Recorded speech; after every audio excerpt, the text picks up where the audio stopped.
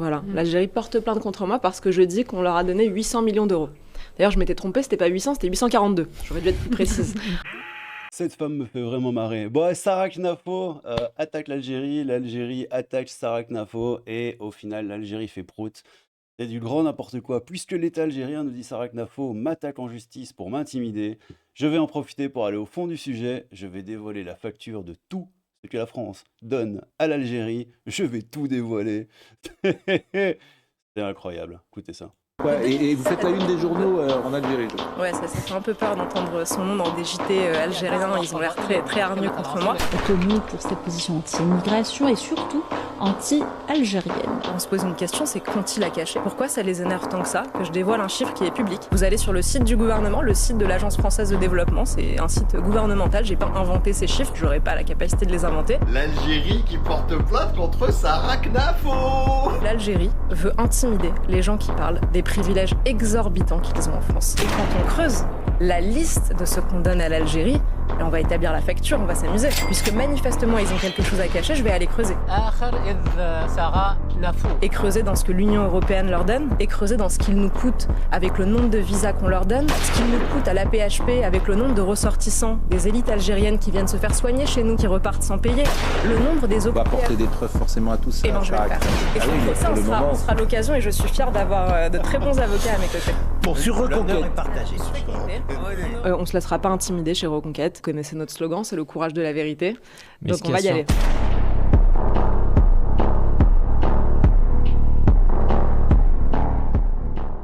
Bon, et son avocat sera Gilles William Goldnadel. Alors je sais, dans la vidéo précédente sur Michel Barnier, je me foutais un peu de la pomme de Mathilde Panot qui mettait une vidéo de son speech avec de la musique de film d'action et tout, tatata, tatata, tatata, et là c'est exactement la même chose. Donc effectivement, c'est un peu paradoxal, on est d'accord, mais bon, ne sommes-nous tous pas un peu des êtres paradoxaux, j'ai envie de vous dire.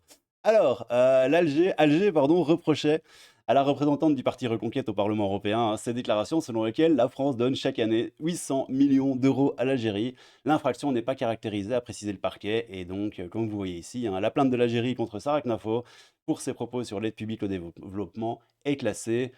Sans suite, oui, ils ont fait prout, parce qu'elle a raison, en fait. Voilà, tout simplement.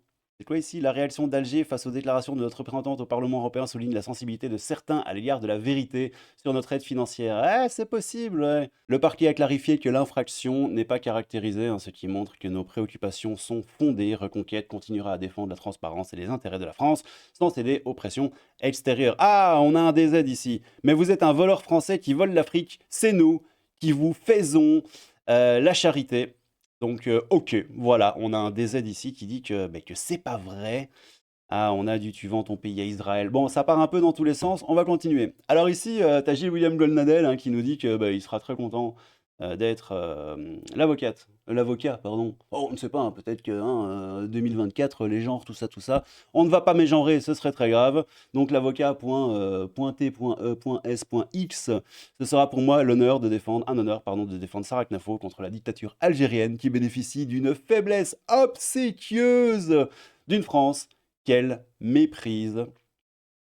C'est joliment dit, et c'est peut-être pas faux, je ne sais pas.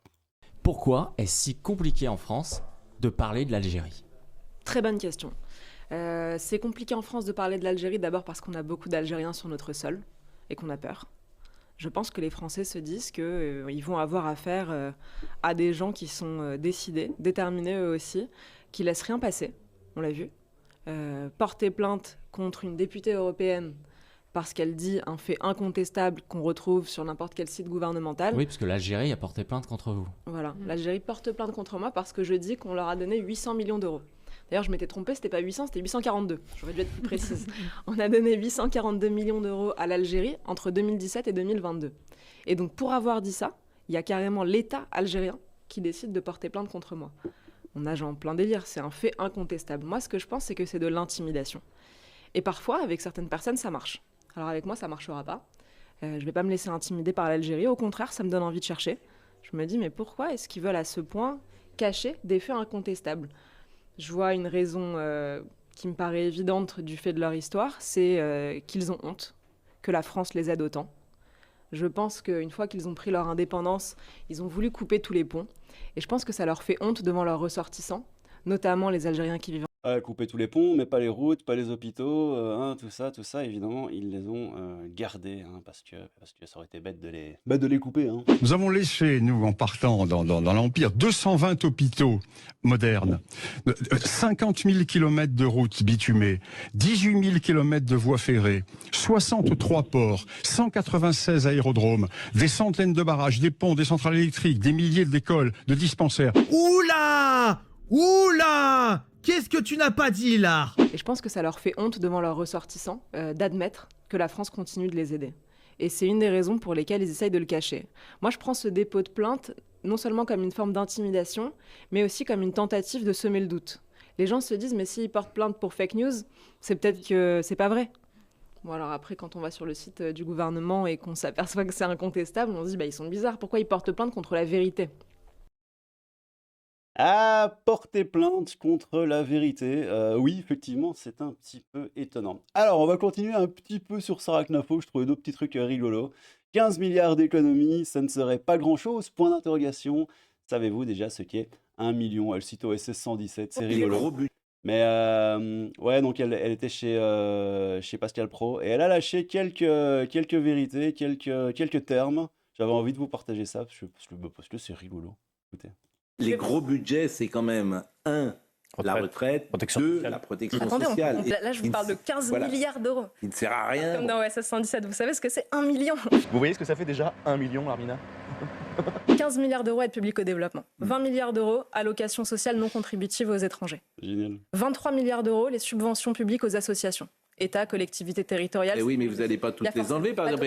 Pourquoi toutes? Il y a des milliards à retirer. Il y a des stades de football, il y a des On n'est équipes peut-être pas de foot. obligé de subventionner la CIMAD, par exemple. Oui, non, mais La ville de Marseille qui vient de voter encore des centaines de milliers d'euros à SOS Méditerranée, Non, qui va d'ailleurs... Sur ces exemples-là, vous avez raison. Évidemment que ces associations, vous le savez bien, sont des associations d'extrême gauche à qui tu donnes de l'argent depuis 40 ans. La politique publique doit donc prendre en main le sauvetage en mer. Le blocage des frontières maritimes, Mais c'est une attendez, bonne idée. si vous croyez que les Français sont aussi solidaires que vous le pensez, Sur le sauvetage en mer, ils feront des dons. Et oui, si les Français sont aussi solidaires, ils feront des dons, effectivement. C'est peut-être... Je ne sais pas. Est-ce que vous pensez que toutes ces organisations gauchistes auraient plus de sous avec la solidarité des dons des Français ou en leur ponctionnant directement sur leur salaire par divers moyens, les impôts, les taxes, etc., etc. Je ne sais pas, évidemment, moi, je ne fais que poser la question. Donc là, on est un peu sur comment faire des économies en France. Hein. On va continuer ici, rigolo aussi. Hein. Nous dépensons 15 milliards d'euros d'aide publique au développement chaque année. C'est vrai qu'on est Crésus, nous avons tellement d'argent chez nous qu'il faut en donner au monde entier. Là, elle t'explique que vous donnez même de l'argent à la Chine. Ouais, la première quasi-puissance économique mondiale, si pas directement la première. Bah, vous leur filez de la thune parce que voilà. Et dans les dépenses publiques, vous tranchez où? Ah bah alors là, partout. Oui, mais l'essentiel, les retraites, vous n'allez pas toucher aux retraites. Je vais vous en donner plein. Avant même de toucher aux retraites et à la protection sociale des Français. 15 milliards d'euros d'aide publique au développement tous les ans. 177 millions d'euros au Sénégal. Dans le tweet que vous citiez tout à l'heure, on donne même 130 millions d'euros à la Chine. On est crédit. On a tellement d'argent qu'il faut aller aider la première puissance économique du monde. Mais pardon, mais c'est paradoxal ce que vous dites, parce que vous ne voulez pas que les migrants d'Afrique notamment viennent en Europe, mais si vous ne les aidez pas à rester chez eux en développant un peu leur pays... Que notre argent Ouais, c'est ça. Alors, l'aide au développement, donc c'est de l'argent qui est censé aider au développement des pays. Mais où va réellement cet argent? Bah écoutez, Sarah Knafo, j'ai appris ça m'a un petit peu fumé, on va pas se mentir. Vous avez l'impression que notre argent les aide à rester chez eux. 177 millions d'euros au Sénégal. Nicolas Sarkozy dit par exemple qu'il faut aller plus loin dans l'aide au développement et que c'est de cette manière-là que ces migrants resteront chez eux. Vous savez quels sont les projets les plus financés dans l'aide publique au développement? Le premier, projet environnementaux et climatiques. Le deuxième, égalité homme-femme. C'est comme ça qu'on va leur permettre de rester chez eux. Ah, l'écologie et l'égalité homme-femme pour l'Afrique, effectivement, c'est clairement ça qui va faire en sorte que leurs pays vont se développer. Et puis de toute façon, moi je suis pas du tout dans la logique colonialiste qu'il faut aider les gens. Pour moi, tout le monde devrait se sortir les doigts du fondement. Et tu vois, c'est comme cette grande vague migratoire. On ramène, bon déjà c'est pas les couteaux les plus affûtés du tiroir qu'on ramène en Europe, mais c'est surtout qu'on vide les forces vives d'un pays. Comment tu veux qu'un pays se développe si tu as tous les hommes et tous les gens un tout petit peu intelligents, parce qu'on nous dit c'est des chances pour la France, des ingénieurs, des médecins, etc., etc., mais qui restent chez eux pour construire leur pays en fait. Construire leur pays pour leurs enfants, pour leur descendance, Bah non, a priori non. Donc bon, écoutez. Quand vous avez un criminel qui a une double nationalité, oui, on continue, vous êtes en droit de le déchoir de sa nationalité française et de le renvoyer dans son pays d'origine. Même François Hollande voulait le faire. Eh oui, les amis. Des champions venus du monde entier. Même Flamby El Flambeau était d'accord avec Sarah Knafo. Le problème qu'on peut exister, c'est qu'effectivement, vous avez sur le sol de France des Français, je le répète, qui sont en rupture avec notre modèle occidental. Vous avez raison. Et là, qu'est-ce que vous faites? Premièrement, beaucoup de ces Français ont une double nationalité. Vous savez que quand vous venez d'un pays du Maghreb, vous obtenez directement de vos parents la nationalité du pays d'origine. Vous êtes algérien par votre envie de père. repartir dans... Mais- Pas mais du c'est- tout mais envie de malheureusement, repartir. ça sera plus à eux de décider. Aïe, aïe, aïe, aïe, aïe, aïe, aïe. Alors, deux petites choses. Je vais vous laisser la vidéo, hein. Mais deux petites choses. Effectivement, c'est pas à eux de décider. T'as pas envie de repartir. Mais frérot, soit tu t'intègres et tu fais un peu amende honorable et t'arrêtes de pourrir les gens et tu respectes un peu le pays dans lequel t'es. Moi, si demain j'ai en Chine, je respecterai la Chine et les Chinois, tu vois. Et puis, je sais pas si vous savez, mais en Suisse, par exemple, si tu fais un VIOL en Suisse, tu fais ta peine de prison et automatiquement, il te dégage du pays une fois que ta peine est finie. Alors vous, en Suisse, vous avez une particularité. Comment vous réussissez à convaincre les gens de repartir, Richard? Alors d'abord, pour certains crimes, et le viol en fait évidemment partie, les étrangers condamnés sont automatiquement, j'ai bien dit automatiquement expulsés à l'issue de leur peine. L'expulsion est automatique, vous ne pouvez pas rester en Suisse. Je vois pas où est le problème avec la Suisse, personnellement. Donc maintenant, peut-être qu'il y a des gauchistes qui vont dire que la Suisse est un pays de nazis, mais j'ai pas l'impression. Voilà. Ah, c'est intéressant. C'est-à-dire Vous les faites partir. Écoutez, quand vous avez un délinquant qui a une double nationalité, vous êtes en droit de le renvoyer dans le pays d'origine de ses parents. Quelqu'un qui est né ici, Et qui qui a la commet un double crime, un nationalité, viol. qui a 19 ans, vous allez le renvoyer dans un pays dans lequel il n'a jamais mis les pieds S'il a la parfois. double nationalité, bien sûr. C'est vraiment prévu dans le code pénal en plus. Mais bien sûr. Même François Hollande voulait faire ça, Pascal, vous n'êtes pas plus à gauche que François Hollande. Ça lui arrive. Vous êtes un frondeur. Sur la Oh, cette petite saillie finale est incroyable. Bien sûr. Même François Hollande voulait faire ça, Pascal, vous n'êtes pas plus à gauche que François Hollande. Ça lui arrive. Vous êtes un frondeur. Sur la Tout à l'heure, je disais que la tolérance zéro pourrait calmer les autres. Quand vous avez un cousin à qui la France a montré qu'elle devenait intraitable, que commettre un crime, un délit sur son sol, ça voulait dire mériter l'expulsion, croyez-moi que ça calmera les autres. Au bout d'un moment, il va falloir quand même commencer à montrer des exemples. Aujourd'hui, on leur montre que tout est permis. Ils cassent, on repaye, sans vouloir parler comme Gabriel Attal. Ils cassent tout, la politique de la ville va tout rembourser. Ils sont délinquants, les allocations sociales continuent de tomber. Ils cassent un HLM, ils ont quand même le droit à un HLM. C'est pas comme ça qu'on donnera un exemple. C'est vrai. C'est vrai. Mais je pense que dans n'importe quel pays un tout petit peu sérieux, si tu fous le Bronx, eh ben on te remet sur le droit chemin d'une manière ou d'une autre, hein. Effectivement. Et si maintenant tu fais n'importe quoi et qu'on te dit continue mon petit chéri, c'est pas grave, c'est parce que tu es pauvre et que tu es issu de machin, ceci, cela, et les théories victimaires, eh ben les gens n'apprennent pas et ça continue. Et on vit dans un beignet caca géant. Qu'est-ce que vous voulez que je vous dise? La place des mineurs isolés, on continue, hein, j'en ai encore 2-3 à vous montrer. La place des mineurs isolés est dans leur pays, aux côtés de leurs parents. Vous imaginez, trouver un mineur français au Maroc et le garder là-bas, c'est pas tout à fait faux. Évidemment, non. Le premier réflexe serait de nous le rendre. Ben oui, c'est pas tout à fait faux. On va voir ce que nous dit Sarah Knafo là-dessus. J'aime bien, tu sais. Vous imaginez trouver un mineur français au Maroc et le garder là-bas? Bah non, effectivement. Ce qu'il y a de tragique, Gilles William le dit, c'est qu'on a tellement de victimes que quand on relit la liste, on se dit mais c'est atroce, on avait oublié que c'était presque les mêmes circonstances, toujours les mêmes assassins, toujours les mêmes victimes. Disons d'ailleurs qu'aujourd'hui, on a un jeune homme qui s'appelle Kylian, 17 ans, qui a été assassiné par un Algérien de 24 ans en boîte de nuit. On ne peut plus avoir une vie normale, on s'imagine ça en permanence. Kylian Binard, jeune boxeur talentueux de 17 ans.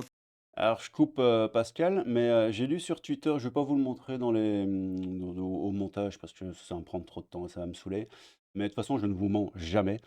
J'ai trouvé sur Twitter des gens qui disaient: «Ouais, mais qu'est-ce qu'il foutait en boîte de nuit? S'il avait 17 ans, il aurait mieux fait de rester chez lui». Voilà, certains à gauche, voilà leurs arguments. C'est incroyable. Eh bien si, je vais vous le montrer quand même, parce que je l'ai trouvé au montage, histoire que vous voyez un peu la profondeur de réflexion de certains, hein, surtout à gauche, hein. Vous voyez le FI, drapeau ukrainien, drapeau Palestine, hein, évidemment. Mathilde qui nous dit: «Ça s'indigne d'un fait divers comme il y en a des dizaines tous les jours, et uniquement pour inciter évidemment à la haine raciale contre les Algériens ici, hein, bien sûr. Mais ça ne se pose même pas les bonnes questions. Que foutait un mineur dans une boîte de nuit?» Voilà, donc le mec se fait littéralement poignarder en sortie de boîte de nuit un dimanche matin en Normandie. Et la question que se pose Mathilde, c'est: que faisait-il en boîte de nuit à 17 ans? Voilà, voilà. Kylian Binard, jeune boxeur talentueux de 17 ans qui a tragiquement perdu la vie à la sortie d'une discothèque après avoir été poignardé dans la ville de Saint-Lô. Et ce qu'il y a de glaçant, c'est qu'on peut se dire, on peut affirmer que ces meurtres auraient pu être évités. Si on prend le cas de Philippines, il aurait pu être évité à toutes les étapes du processus. Ce jeune homme arrive à 17 ans par le dispositif des mineurs isolés. Il faut évidemment supprimer ce dispositif. La place d'un mineur est chez ses parents. Imaginez si vous trouvez un Français au Maroc, le premier réflexe c'est de le renvoyer à ses parents. Vous allez le garder au Maroc, retenir un mineur, c'est absurde. La place des mineurs sont chez leurs parents dans leur pays d'origine. Première chose qu'on aurait pu éviter. Il passe par l'Espagne avec un visa Schengen. Évidemment que ce n'est pas à un Marocain de pouvoir passer d'un pays à l'autre dans l'espace Schengen. Seuls des Européens doivent pouvoir traverser nos frontières. Ensuite, il est déjà accusé de viol. Il prend 5 ans alors qu'il aurait dû prendre beaucoup plus. Mais à mon avis, il aurait même dû quitter le territoire immédiatement. Pourquoi est-ce qu'on s'embarrasse d'un Marocain violeur chez nous? Il est évident que sa place est dans son pays. Oui, et que ce soit un Marocain, un Chinois, un Martien, un Schtroumpf ou la descendance de Gargamel, c'est la même chose en fait. C'est pas, c'est encore une fois, tu as des gens sur Twitter qui vont dire: «Oui, mais vous parlez du fait que ce soit marocain, s'il était français, vous diriez pas ça». Bah, déjà, le français, il est chez lui, en fait. Comme chez moi en Belgique, bah, le belge, il est chez lui et on s'en occupe. Enfin, on s'en occupe. On essaye de s'en occuper. Après, c'est la justice qui fait ses carabistouilles. Mais on va pas renvoyer un Belge ailleurs qu'en Belgique s'il fait un crime en Belgique. Enfin, ça n'a absolument, évidemment, aucun sens, hein, comme d'habitude. Et alors ici, on a quoi? Si en Allemagne, en Autriche, en Italie, en République tchèque, partout en Europe et aux États-Unis, on qualifie les partis politiques qui montent d'extrême droite, il faut croire que la planète est peuplée d'extrémistes, sans compter évidemment les pays d'Afrique, du Maghreb et tout, qui font exactement la même chose, voire bien pire. Exactement ce qui est en train de se passer un peu partout en Europe. Vous le voyez, de même qu'on ne dira pas extrême droite pour le Rassemblement national, moi je dirais jamais ça.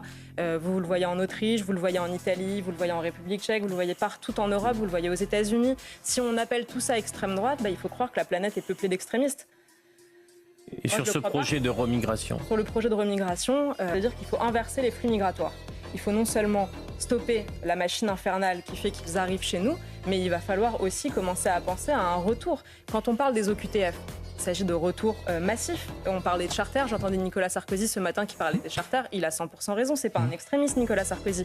C'est ça la remigration, c'est qu'ils repartent chez eux, il y a immigration. Vous savez que dans la remigration... Exactement ce qui est en train. C'est ce qu'on a entendu un petit peu tout à l'heure, hein, mais j'avais envie de revenir dessus, je trouvais ça amusant. Les amis, c'était la petite vidéo de Sarah Knafo sur l'Algérie, tout ça, l'argent, les millions, OSS 117 et les OQTF et tout ça. C'était un grand melting pot, mais je trouvais ça quand même assez rigolo. Parce que, encore une fois, je ne suis pas un bandeur d'individualité. Mais Sarah Knafo, systématiquement, quand elle dit quelque chose, je suis d'accord avec elle, en fait.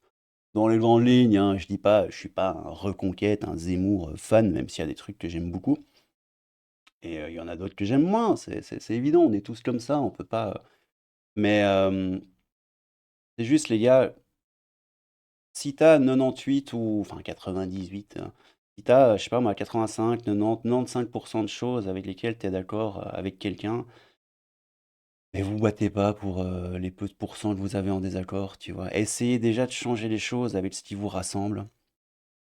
Et puis vous aurez le temps de vous foutre sur la gueule quand les choses iront mieux en Europe et dans votre pays. C'est mon avis, mais évidemment, je peux me tromper. Bon les amis, c'était le crabe fantôme, un peu de crabe, beaucoup de fantômes. Je vous aime tous, sauf un, mais je ne dirai pas qui c'est. C'est Naxas. Ah et Et je vous fais des petits bisous.